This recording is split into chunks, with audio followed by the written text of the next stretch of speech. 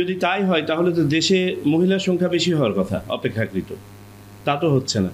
আর দিনকে দিন এটা বাড়ছে কেন? এটা কি আমাদের ফিমেল লেবার ফোর্সের বিভিন্নখানে এমপ্লয়মেন্টের কারণে তারা এলাকায় থাকছে না, সেটা কোনো কারণ?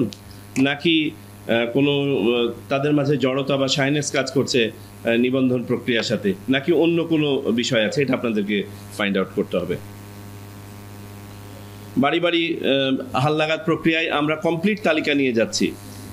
আমাদের যে খসড়া ভোটার তালিকা প্রকাশ হয়েছে, এই খসড়া ভোটার তালিকায় 18 লক্ষ ভোটার, এটা খুবই অল্প। এবং আমি মাঠ পর্যায়ে কথা বলে দেখলাম এখানে আপনার অভিযোগ আসে খুবই সীমিত। তার মানে এই 15 দিনে কোনো কোনো উপজেলায় হয়তো একটা অভিযোগও আসে না। তার মানে এটা নিয়ে খুব বেশি কাজ করার আমাদের নাই। এটা ঠিক আছে, নৈমিত্তিক প্রক্রিয়ায় এটা ঠিক হয়ে যাবে। আমাদের আসল কাজ করতে হবে আমাদের মূল ভোটার তালিকা নিয়ে, কমপ্লিট ভোটার তালিকা নিয়ে। একটা একটা করে তালিকা আমাদেরকে চেক করতে হবে। এবার অপরাপর সময়ের মতন গতানুগতিকভাবে করলে হবে না। গতানুগতিকভাবে করলে পারে আমাদের যে সীমাবদ্ধতার কথাগুলো আমি শুরুতেই বললাম, পারসেপশনের কথা বললাম, মানুষের ধারণার কথা বললাম, এগুলো থেকে যাবে। এখান থেকে আমাদেরকে বের হয়ে আসতে হবে। আর আপনারা যারা মাঠ পর্যায়ে যারা প্রশিক্ষক এখান থেকে প্রশিক্ষণ নিয়ে যাচ্ছেন, মনে রাখবেন কোনো টাকা অর্জনের মোটিভ নিয়ে কোনো তথ্য সংগ্রহকারী কাজ করবে না। এই বিষয়টা অতীব গুরুত্বপূর্ণ, কারণ একজন নতুন ভোটারের ফর্ম ফিল আপ করলে একজন এনোমারেটর পায় 50 টাকা, আর মৃত ভোটারেরটা বাদ দিলে পায় তার চেয়ে কম। সো তার আগ্রহ থাকবে যে নতুন ভোটার সংগ্রহ করা। 50 জনের তালিকা নিয়ে সন্ধ্যাবেলায় বসে গেল 4টা পর্যন্ত স্কুল থেকে এসে, এর মধ্যে ভুল ভ্রান্তি রেখে দিল তড়িঘড়ি করতে গিয়ে। নো, এটা করা যাবে না। এইটাই হচ্ছে আপনাদের, আমি বলবো যে মেইন চ্যালেঞ্জ হবে এবার, যে সবাইকে বুঝিয়ে বলা, সঠিকভাবে কাজটি করা, যতটুকু সময় নিয়ে করার কথা ততটুকু সময় নিয়ে করা, টাকার হিসাব না করা, প্রতিটি জিনিসকে খুঁটিনাটিভাবে দেখা। নতুন ভোটার, মৃত ভোটার, স্থানান্তরিত ভোটার, ভুয়া ভোটার, সব সমান গুরুত্ব দিয়ে দেখা। আমি এই যে বিভিন্ন আমাদের যে মিডিয়ার ভাইরা যে বিভিন্ন ক্লিপ ওনাদের অনলাইনে দেন, আমি ওই ক্লিপটা না দেখে আমি নিচে কমেন্টগুলো কিছু কিছু পড়ি।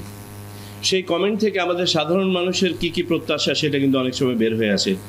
এটার একটা বড় অংশই আছে আমাদের এনআইডি সংক্রান্ত। আর ভোটার তালিকারই কিন্তু বাই প্রোডাক্ট হচ্ছে আমাদের এনআইডি। সো আমরা এনআইডি সেবা নিয়ে ইতিমধ্যে কাজ করছি। আমার দৃঢ় বিশ্বাস সেটা আরও ত্বরান্বিত হবে। আপনারাও পড়ে দেখবেন।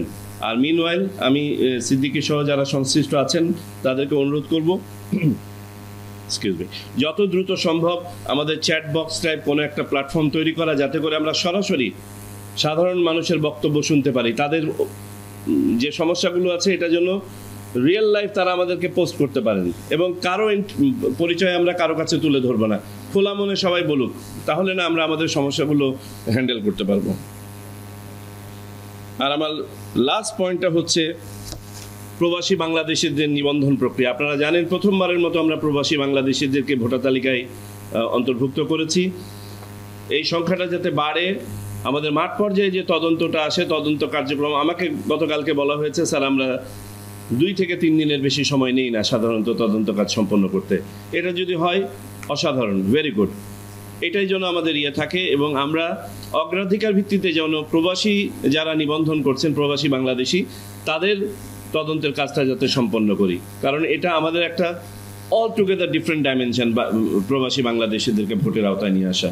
আমি আশা করি আমাদের এই প্রশিক্ষণ আজকে যেটা শুরু হলো, 10টা ব্যাচ হবে নাকি?